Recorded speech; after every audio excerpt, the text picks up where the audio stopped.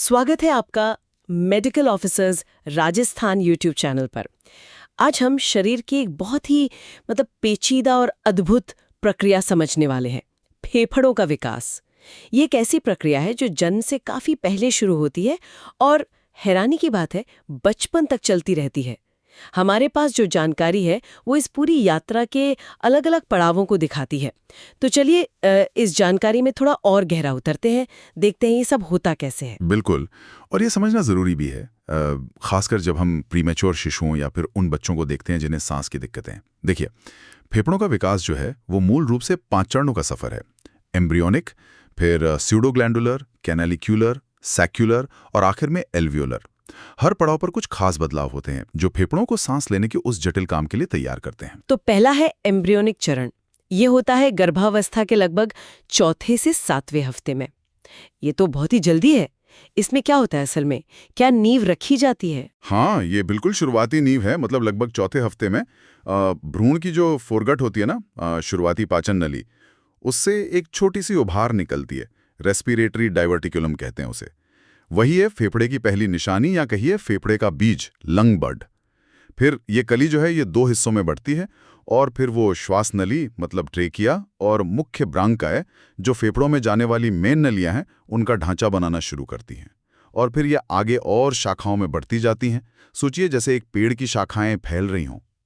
अच्छा, और मैंने पढ़ा है कि इसी स्टेज पर अगर कुछ गड़बड़ी हो जाए तो वो ट्रैकियो एसोफेजियल फिस्टुला जैसी समस्याएं हो सकती हैं, जहां सांस की नली और खाने की नली जुड़ जाती हैं। सही पकड़ा, बिल्कुल। क्योंकि ये दोनों नलियां मतलब खाने की नली और सांस की नली वो एक ही जगह से विकसित हो रही होती है ना शुरुआत में। तो इस बहुत ही नाजुक मोड़ पर कोई भी चूक हो जाए तो इन दोनों के बीच एक गलत कनेक्शन बन सकता है। इससे पता चलता है कि ये शुरुआती विकास कितना सटीक होना जरूरी है। ठीक है, तो ये पहली नींव पड़ गई। अब इसके बाद आते स्यूडो ग्लैंड्युलर चरण, है ना? लगभग 5वें से 17वें हफ्ते तक। इसका नाम बड़ा अजीब है, स्यूडो ग्लैंड्युलर, मतलब नकली ग्रंथि जैसा। ऐसा क्यों? हाँ, नाम इसलिए पड़ा क्योंकि अगर माइक्रोस्कोप में देखें तो इस चरण में जो हवा की नलियां बन रही होती हैं वो देखने में ग्रंथियों जैसी लगती हैं, ग्लैंड्स जैसी, पर वो असल में ग्रंथियां होती नहीं हैं। इस चरण में वो जो पेड़ जैसी संरचना बन रही थी ना, उसकी शाखाएं और पतली होती जाती हैं, और पतली टर्मिनल ब्रोंकियोल्स तक पहुंच जाती हैं। और इनके आसपास खून की बहुत महीन नलियों मतलब केशिकाओं का एक जाल भी बनना शुरू होता है। पर अभी ये जाल कह सकते हैं बहुत घना नहीं होता। लेकिन यहाँ एक बहुत महत्वपूर्ण बात है। जानकारी कहती है कि इस चरण में अगर बच्चा पैदा हो जाए तो वो जीवित नहीं रह सकता। क्यों? हाँ, ये बिल्कुल सही है। इसका सीधा सा कारण है कि फेफड़ों का जो मुख्य काम है, गैस का आदान प्रदान, ऑक्सीजन लेना, कार्बन डाइऑक्साइड छोड़ना, वो अभी हो ही नहीं सकता। उसके लिए 2 चीजें चाहिए। एक तो बहुत सारी छोटी छोटी हवा की थैलियां जिन्हें एल्वियोली कहते हैं, और दूसरा इन थैलियों से एकदम चिपकी हुई खून की नलिकाओं का घना जाल। इस स्यूडोग्लैंडुलर स्टेज में ना तो वो थैलियां बनी होती हैं और ना ही खून की नलिकाओं का जाल इतना विकसित होता है कि गैस एक्सचेंज हो सके। ढांचा बन रहा है पर वो फंक्शनल नहीं है अभी। ओ, फंक्शनल नहीं है। तो फिर ये ढांचा फंक्शनल होना कब शुरू होता है? अगला चरण है कैनालिकुलर, 16वें से 25वें हफ्ते तक। यहाँ क्या बदलता है? हाँ, यहीं से कहानी थोड़ी रोचक होती है। कैनालिकुलर चरण में वो जो टर्मिनल ब्रोंकियोल्स बने थे ना, वो और आगे बढ़कर रेस्पिरेटरी ब्रोंकियोल्स और फिर एल्वियोलर नलिकाओं में बदलते हैं। मतलब हवा के रास्ते और अंदर तक जा रहे हैं, और ये रास्ते अब चौड़े भी होते हैं। और सबसे अहम बात, खून की केशिकाओं का जाल अब बहुत घना हो जाता है और इन हवा की नलिकाओं के बिल्कुल करीब आ जाता है, चिपक सा जाता है। साथ ही लगभग 20वें हफ्ते के आसपास फेफड़ों की खास कोशिकाएं जिन्हें न्यूमोसाइट्स कहते हैं वो बनने लगती हैं। अच्छा, न्यूमोसाइट्स, ये क्यों जरूरी है और क्या अब सांस लेना संभव हो पाता है? हाँ, न्यूमोसाइट्स बहुत जरूरी हैं। ये 2 तरह के होते हैं। टाइप 1 वाले तो सीधे गैस एक्सचेंज में मदद करते हैं, उनकी दीवारें बहुत पतली होती हैं। और टाइप 2 वाले एक बहुत ही जरूरी पदार्थ बनाते हैं, सरफैक्टेंट। सरफैक्टेंट? हाँ, सरफैक्टेंट। ये समझिए एक तरह का डिटर्जेंट जैसा है जो हवा की थैलियों को अंदर से चिपकने से रोकता है, पिचकने नहीं देता।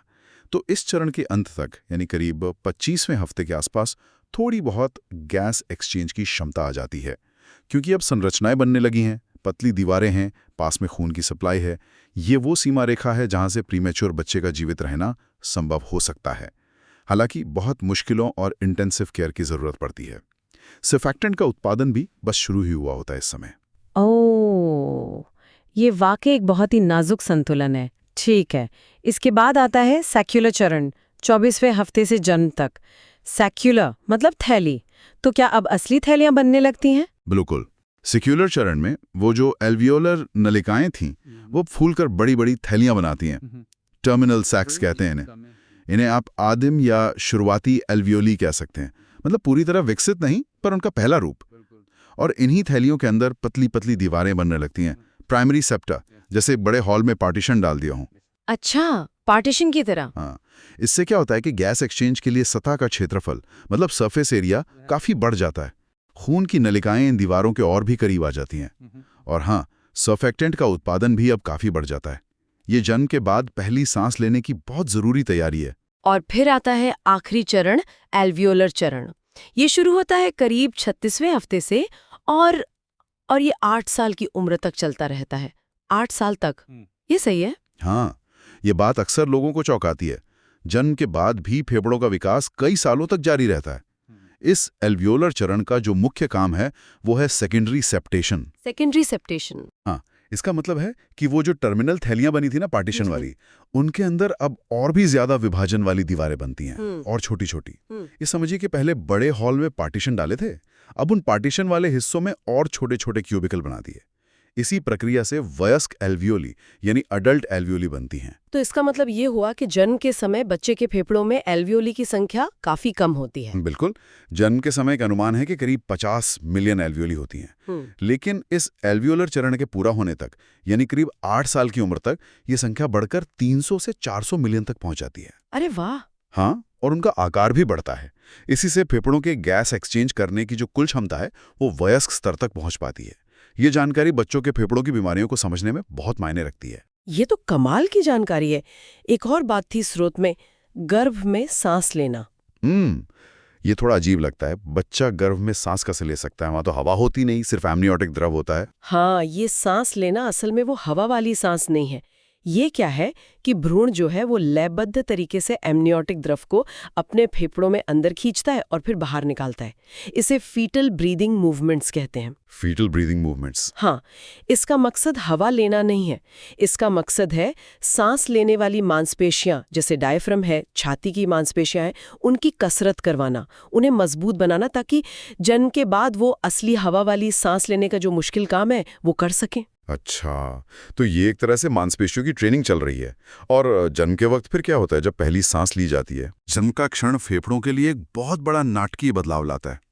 जैसे ही बच्चा पहली सांस लेता है, फेफड़ों में जो एमनियोटिक द्रव भरा होता है वो तेजी से या तो बाहर निकलता है या खून में एब्जॉर्ब हो जाता है और उसकी जगह तुरंत हवा ले लेती है।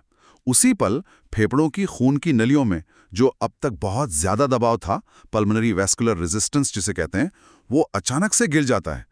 इससे खून का बहाव एकदम से फेफड़ों की तरफ बढ़ जाता है ताकि वो हवा से ऑक्सीजन उठा सके। ये सब बिजली की तेजी से होता है। एक अद्भुत अनुकूलन है ये। तो अगर हम पूरी प्रक्रिया को देखें तो ये साफ है कि फेफड़ों का विकास एक बहुत ही सधे हुए ऑर्केस्ट्रा की तरह है। हर चरण का सही समय पर होना जरूरी है और ये गर्भावस्था के शुरुआती हफ्तों से शुरू होकर बचपन तक चलता रहता है। एक लंबी प्रक्रिया है। एकदम सही कहा आपने। हर चरण पिछले पर टिका है और अगले की तैयारी करता है। एम्ब्रायोनिक में नींव पड़ी, सीडोग्लैंडुलर में ढांचा बना, कैनालिकुलर में कार्यक्षमता की शुरुआत हुई और सर्फेक्टेंट आया, सेकुलर में सतह बढ़ी और एल्वियोलर में जाकर वयस्क क्षमता हासिल हुई।